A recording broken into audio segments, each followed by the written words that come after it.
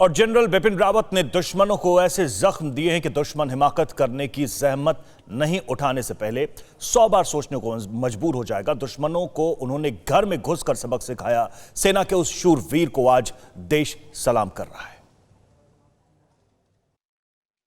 General Bipin Rawat, जिन्होंने अपने पद पर रहते हुए कई अहम फैसले लिए और उन्हें अंजाम तक पहुंचाया, बतौर थल सेना अध्यक्ष उनके सबसे बड़े ऑपरेशन का जिक्र जब भी होगा, बालाकोट एयर स्ट्राइक को भुलाया नहीं जा सकता।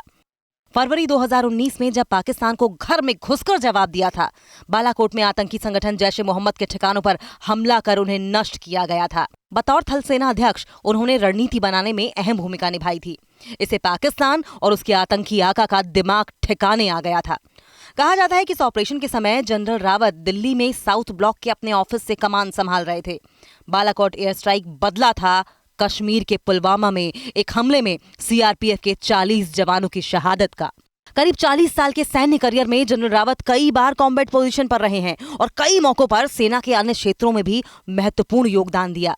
उन्हें दुर्गम पहाड़ी क्षेत्रों में युद्ध में कुशल माना जाता था।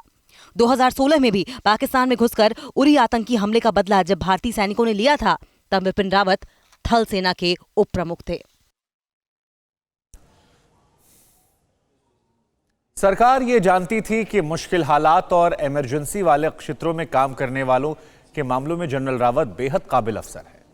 यही वजह थी कि 2016 में 2 सीनियर अफसरों पर उन्हें तरजीह दी गई और उन्हें आर्मी चीफ बनाया गया।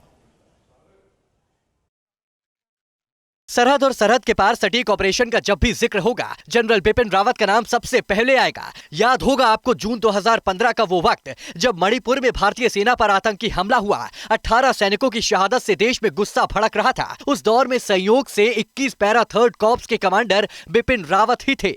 इस यूनिट के पैरा कमांडो ने सरहद पार करके म्यांमार में ऑपरेशन किया और NSCN आतंकी ग्रुप के 60 से ज्यादा आतंकियों को उनकी मांद में ही घुसकर ढेर कर दिया। वो काउंटर टेररिज्म ऑपरेशन में माहिर थे। उन्होंने पाकिस्तान की हरकतों का जवाब अपने अंदाज में दिया। 29 नवंबर 2016 को पाकिस्तान के कब्जे वाले कश्मीर में भारतीय सेना की स्पेशल कमांडो यूनिट ने रातों रात ऑपरेशन किया। कई आतंकियों के साथ उनके कवच बने पाकिस्तानी सैनिकों को भी ढेर कर दिया। ये हमारे उरी और CRPF कैंप पर हुए हमले का जवाब करारा था, जिसके बाद से रावत के नाम से ही दुश्मनों के पांव कांपने लगे थे। रावत का ऑपरेशन और राष्ट्रीय सुरक्षा सलाहकार अजीत डोवल की रणनीति ने वीरता के वो कीर्तिमान बनाए हैं जिसे भारतीय सेना सदियों तक याद रखेगी।